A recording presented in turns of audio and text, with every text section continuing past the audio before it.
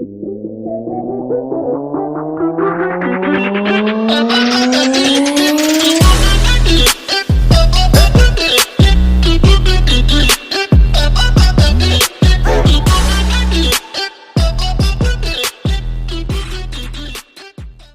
morning guys, welcome back sa YouTube channel ni Kuya Zaiken TV. So ito ngayon, dito kami nagkakape kami ni Mrs. Ayan, sa video si Zaiken. Nak so update ko kayo,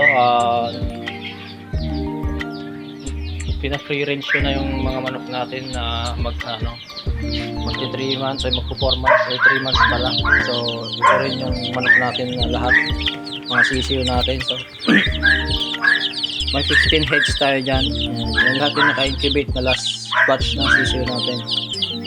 So ito transfer natin yan sila doon. Pag nalinisan ko na yung kulungan doon, yan sila guys. So ito rin yung mga nilapag na natin sa lupa, kasi kailangan na nilang lumapag sa lupa. Ayan. Ayan po, lupog sila na.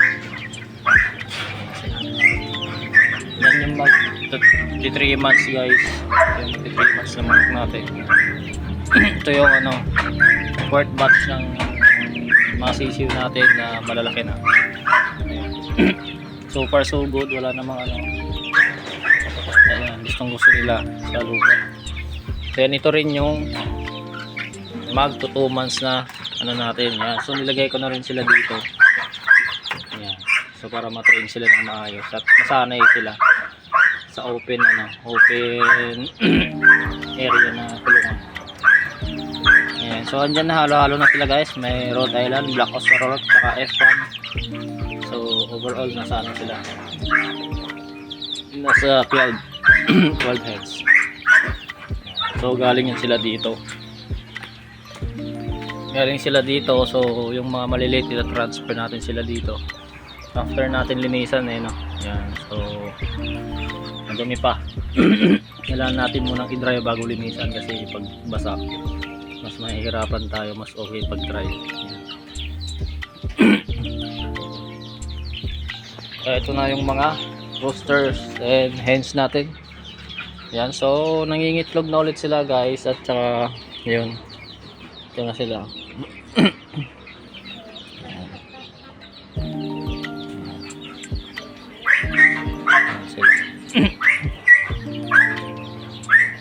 So na sila, nangingitlog na sila guys. Pantan din natin yung dito, yung mga rooster natin maliliit.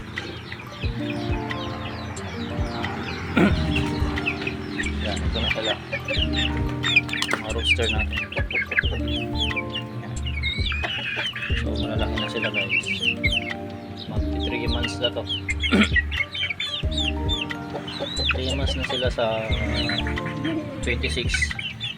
Ayan. Yan, malaki na. Alright, ayan, tapang pa. Ayan, ko, tapang guys. Tapang. So ito yung update natin sa mga manok natin. So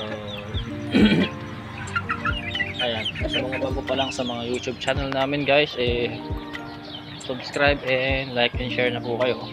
Ayan, at para lagi kayong updated sa mga videos namin. So tara, magkape tayo guys. Good morning. So dito muna magkakos ang quick update ng ating backyard ni Kuya Zaiken TV. And so thank you and enjoy. Guys, good morning. So may umorder ng incubator natin si nung pangalan niya? Kuya Jong. Yan, sa talaga dyan lang sa kabilang kalsada. So yan, binili niya yung natin sa halagang 1,000 lang. So napakaganda at incubator. Talagang siya, effective siya. So kailangan nating mag-ano ng incubator, lalo na umuulan ngayon, hindi masyadong ano. So ayan, bibigyan na natin to sa kanya para magamit niya sa ano, itlog ng pato at itlog ng manok. So sa mga bago pa lang sa YouTube channel namin guys, click and subscribe and push the bell button para updated kayo sa mga videos natin. So Kuya Jong, anong masasabi mo sa incubator na bigay natin sa binili mo ngayon? Ay, salamat at mayroon ito malaking tulong para sa akin ito. Sa mga itlog ng pato. So maraming salamat at sa mga gustong umorder ng ano natin, ng incubator natin guys, available po tayo ng incubator. So pwede tayong gumawa pag may order kayo, pwede tayong gumawa agad-agad. Mabilis lang naman gumawa. Yun lang at saka tiyaga lang. So maraming salamat and peace bomb.